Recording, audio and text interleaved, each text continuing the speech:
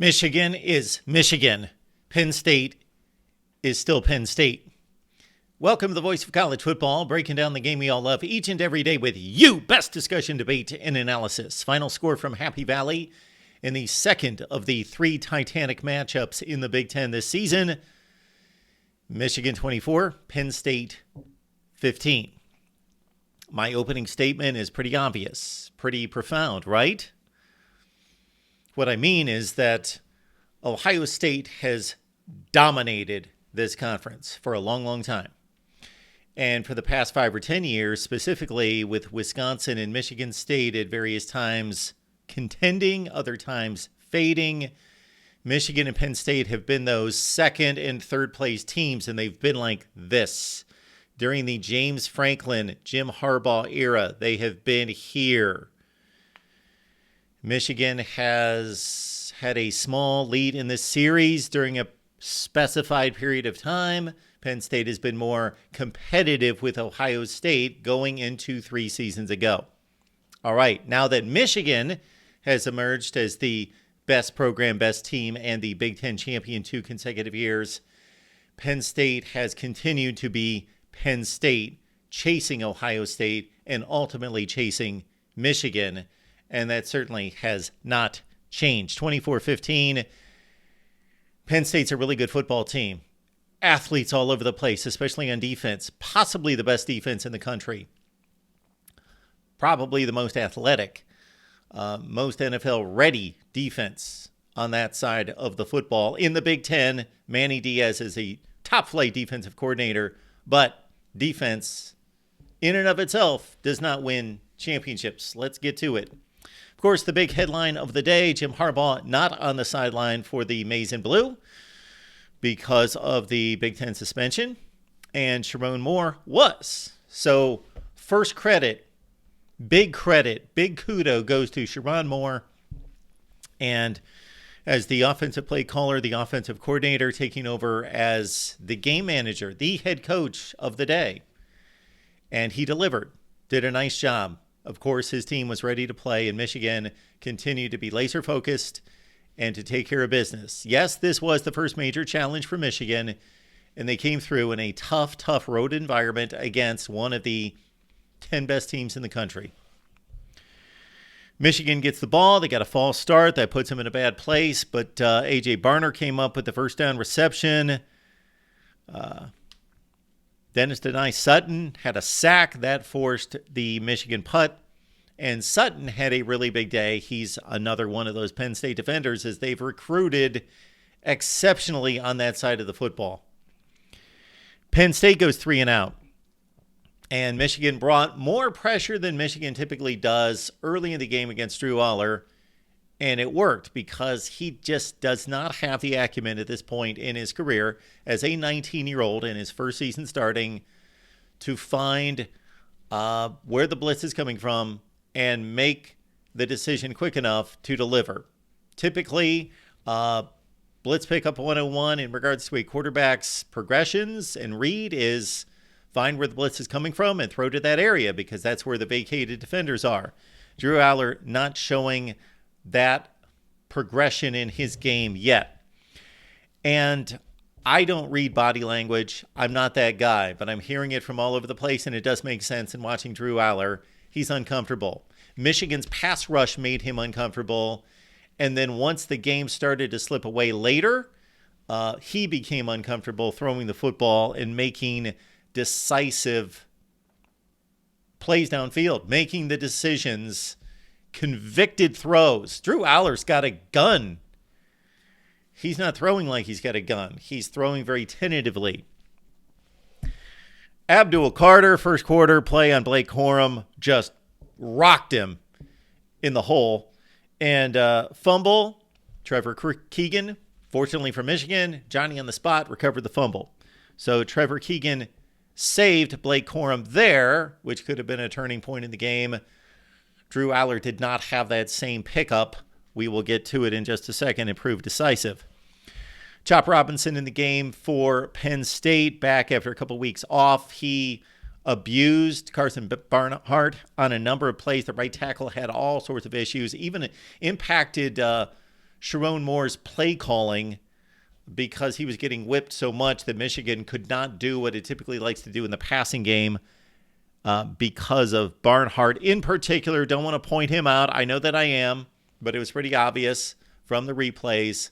But also the entire offensive line is this Penn State pass rush is just difficult to deal with. That's all there is to it.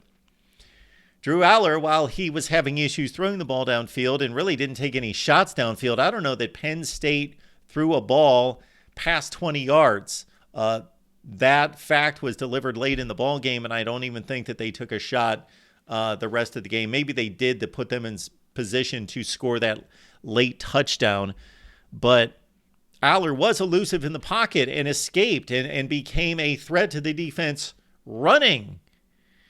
We haven't really seen that too often. Nick Singleton, known for his speed, elusiveness, as arguably the best running back coming out of high school, proved to be a tougher runner. He was really grinding for yardage, running hard, meeting contact, dragging tacklers. I'm not talking about dragging them down the field for 15 yards, but he was gaining that extra yard and a half, 2 yards at the end of a run consistently. 13 carries for 43 yards for Nick Singleton.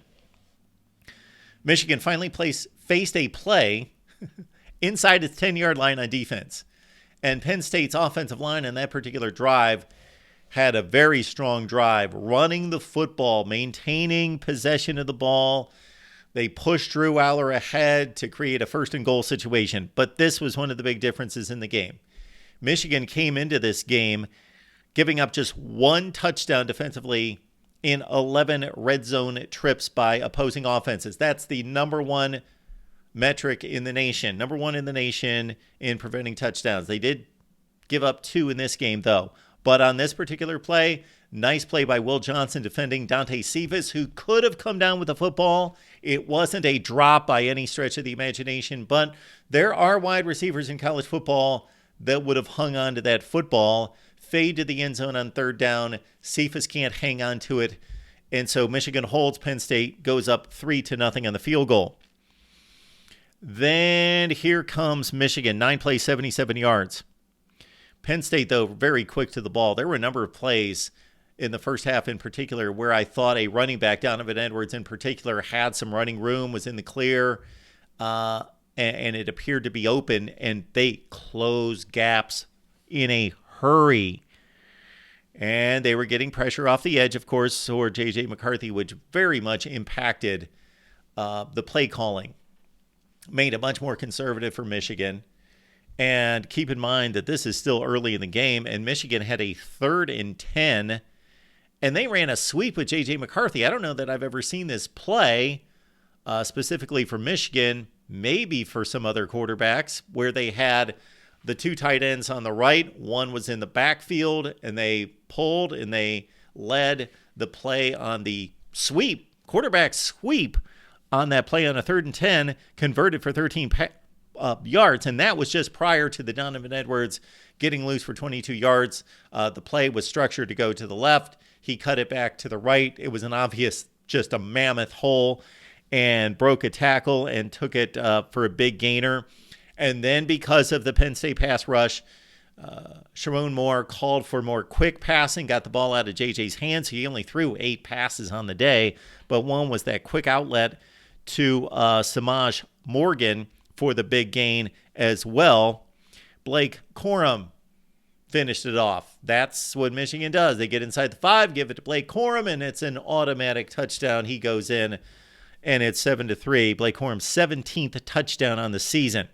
Okay, next time the Wolverines get the ball, another gash play. Donovan Edwards, this time he takes it all the way to the house. Donovan Edwards, by far his best rushing day of the year. 10 carries for 52 yards against that defense. And I looked at the Michigan running plays in the first half.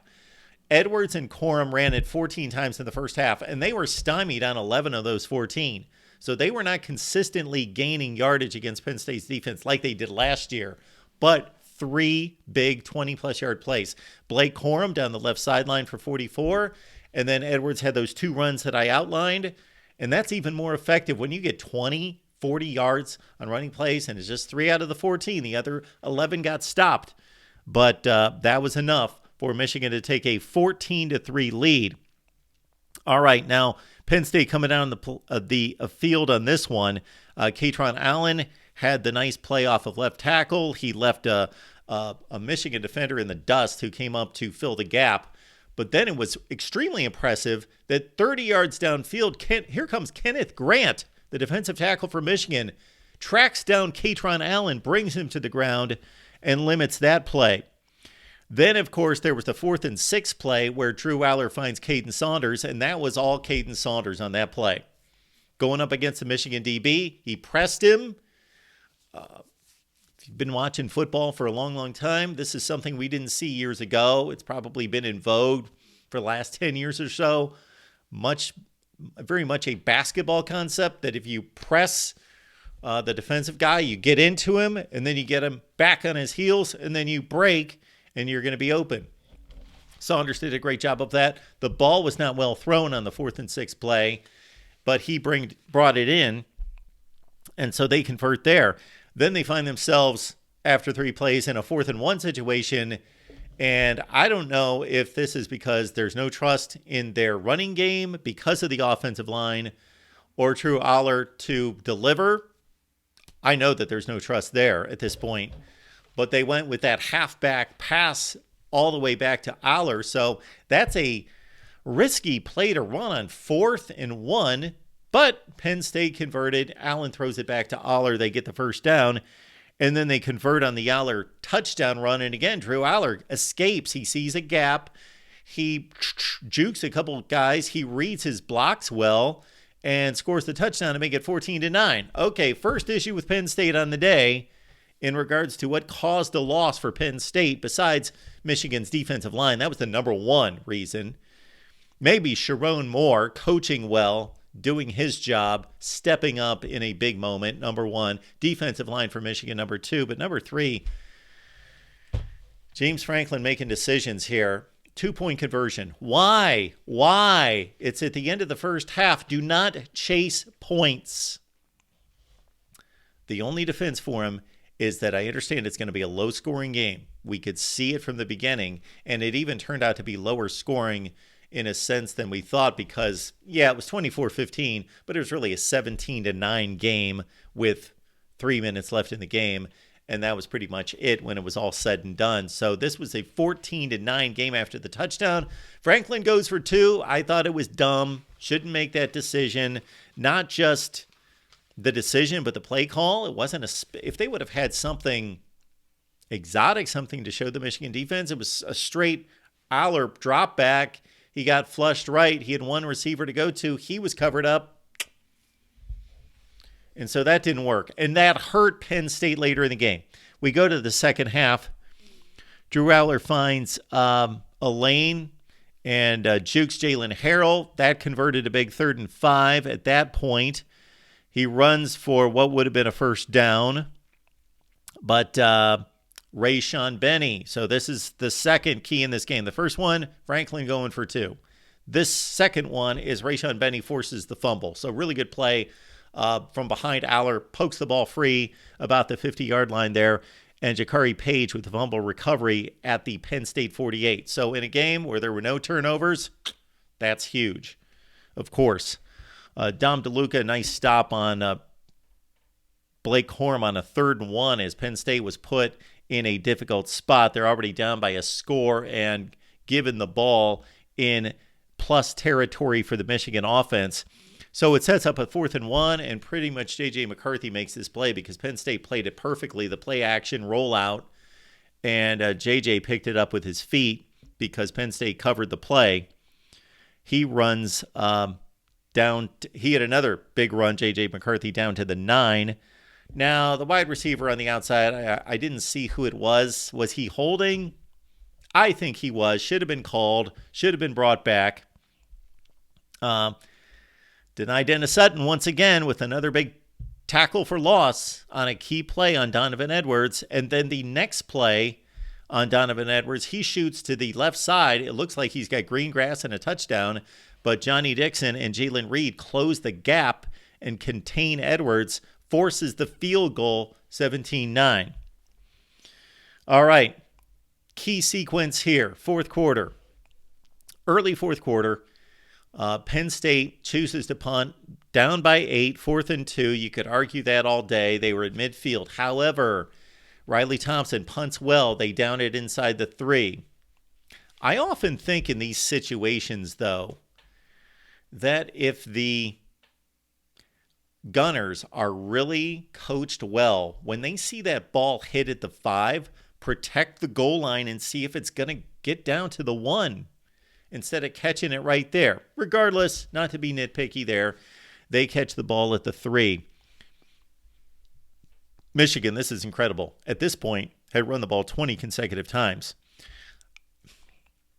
I understand, and it worked out. Sharon Moore played it to a T, and this is coaching 101. Hey, if your defense is playing that well, their offense is struggling, you're going to rely on your defense and your run game.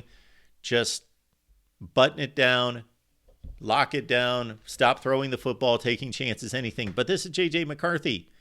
He's supposed to be a Heisman favorite. He's supposed to be the guy, and you can't convert third. I understand if it's 3rd and 18, but continually 3rd and 5, 3rd and 6, 3rd and 7, they're running the ball over and over and over with a 1-score lead. I'm just saying it could have all Penn State needed to do to bust one play and completely annihilate that strategy. But they did it over and over and over. They had a 3rd and 8.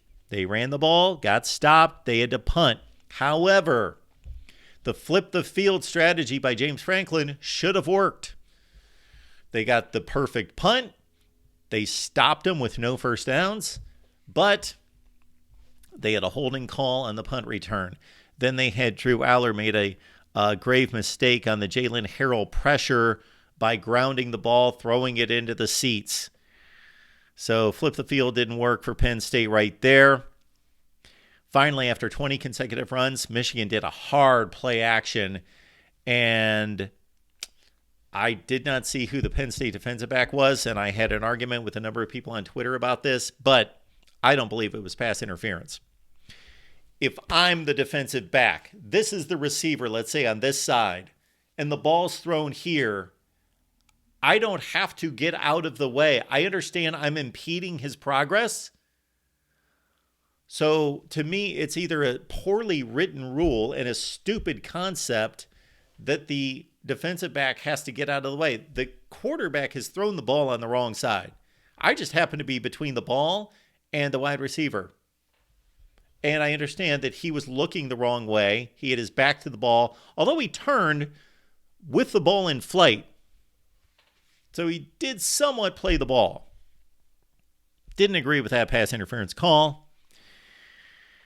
And then let's see what actually happened on that one. Well, I think the Penn State defense bailed him out because then JJ was limping. And I understand them not wanting him to put him in harm's way once he got nicked up on one of those runs. And this is fourth quarter. And so from that point on, the strategy I can get that you don't want to injure JJ, you don't want to put him in harm's way, you don't want to create a bad situation. So then you buckle down and run. Well, they ran on another 3rd and 9. Donovan Edwards gets thrown for a loss. And so Drew Aller's got the ball game in his hands. Once again, he's down 8. This keeps happening. 3rd and 6. This was pathetic. This was just bad. How many times did they practice this play? You know, with all the reps that these guys get, and I know it's different with the lights on, the crowd, and a live defense, but man, 3rd and 6, he's got a pocket. He's got Caden Saunders open for the first down, and he throws it behind him. Saunders could have made a great catch. We're not going to blame him for any kind of drop. Poorly thrown ball. And then the 4th down and 6, I completely agree with Joel Klatt, who said, punt the football. There was about 4 minutes left. They're down 17-9. You're down 1 score. You're down 1 score. You're not down 2 scores. Your defense is your best unit. Put it back on them. Michigan has pretty much shown that they're not throwing the football. J.J. McCarthy hobbling around. Punt the ball. But no, you got a quarterback that you need to put him in a positive situation. Yes, he is ultimately going to have to win the game for you, but give him plus territory. Give him good downs and distance to work with. But 4th and 6, that was a debacle. He just threw the ball to no man's land. Miscommunication there. Boom. Next play, Blake Corum to the house touchdown, 24-9. With all that, Penn State still had a bit of a chance. Footnote here, Blake Corum with his touchdown that placed him second all time in Michigan annals to Anthony Thompson, I believe. Remember the A train? All right, Michigan's second half at this point, 30 runs, 0 passes. Incredible. Well, Penn State brings it down the field. Aller throws the touchdown to Theo Johnson to make it 24-15. Okay, well, they could have kicked the extra point. This is similar to a K-State-Oklahoma State game several weeks ago in some respects. But basically, not as similar because there's only about $1:45 on the clock. There's not like 6 or 7 minutes left. And they went for the 2-point conversion. And they went for the 2-point conversion because they were going to have to get 2 at some point. And they wanted to get to within 24-17 right there.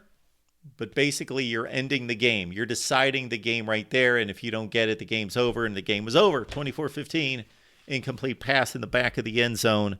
So again, you're putting this on your inexperienced quarterback. And I know that he's gained experience. He's played 10 games and he played last season. So I shouldn't call him some kind of like freshman rookie by any stretch. But he's obviously not comfortable. He's not obviously taking control of this offense. Michigan wins 24-15.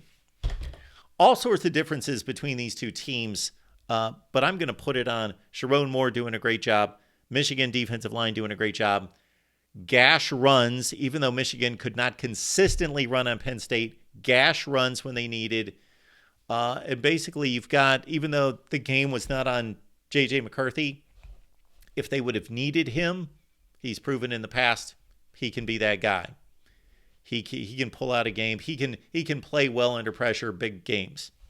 He's never had to take a team down the field, except for against TCU in the playoff, to win a game, and didn't get it done there because of the missnap Oluwatimi. We won't go back to that. But basically your differences are inside the 5-yard line, Michigan cashed in, Penn State could not. They had to settle for a field goal.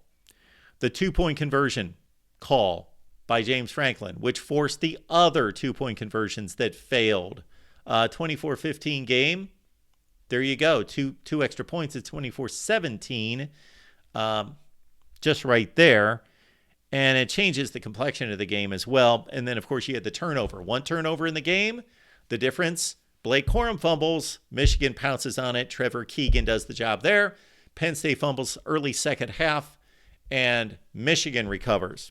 Michigan's 10-0. Yes, they finally played somebody good, and they soundly defeated them.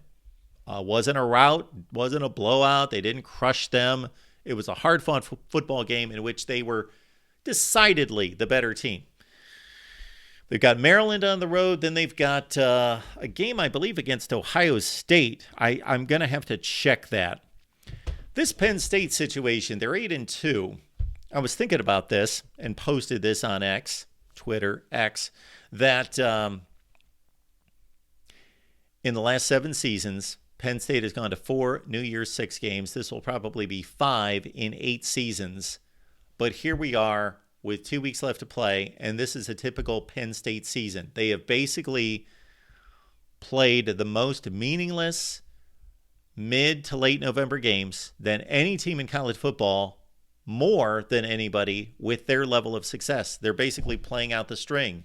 Last season, they lost that second game, whether it was Ohio State or Michigan. The second game, I believe it was the Buckeyes, way earlier in the season, and pretty much were playing for nothing the rest of the year, except they did go to the Rose Bowl and won it, and they could do something similar this season. Get to a New Year's 6 bowl game, finish 11-2, and James Franklin, it's going to be a long off season, going back to the drawing board to figure out what to do. Michigan is the team that we have believed them to be. Even though Minnesota, Rutgers, Nebraska, the 3 best teams they've played, are nothing to write home about, This, of course, is the same team that we've seen in 21 and 22, a better version. Are they as good as 22? Probably not along the offensive line. Your thoughts about Michigan football, please join our post game with John D'Adamo and Dre Artists over at the Michigan channel. Then we've got Penn State post game going on here on the main channel as well. Appreciate you being here at the Voice of College Football. See you with more instant analysis throughout the day.